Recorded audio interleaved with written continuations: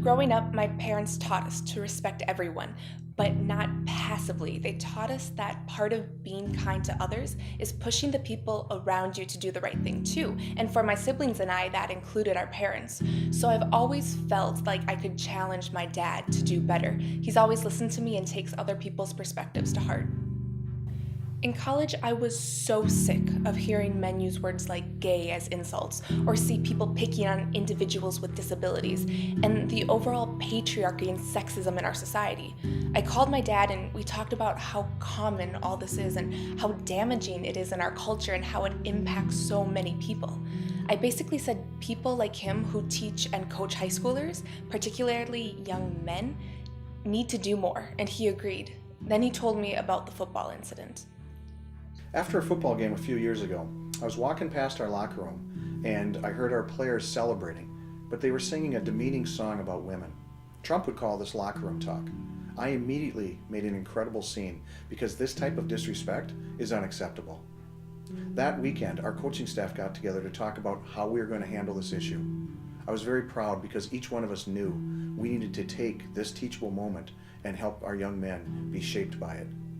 That night, I made a PowerPoint titled Empathy and Respect, and we showed it to our team the next day. I told them about Matthew Shepard, the gay college student who was murdered in Wyoming. I shared the story of James Byrd, a black man in Texas who was chained to the back of a truck and dragged to his death by 3 white supremacists.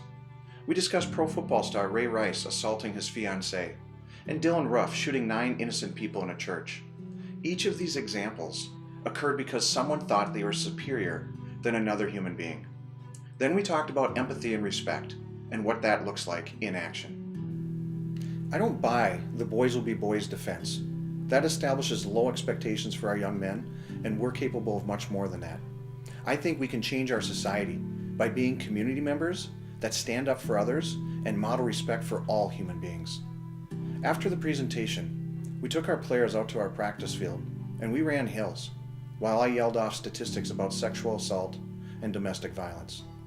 When we were done with that, one of our girls' soccer coaches came over and said something extremely profound.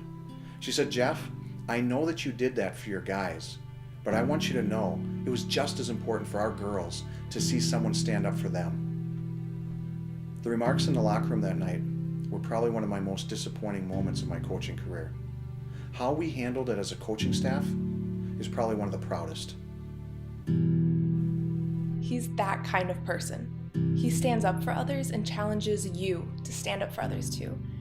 And that's why we need people like my dad in Congress.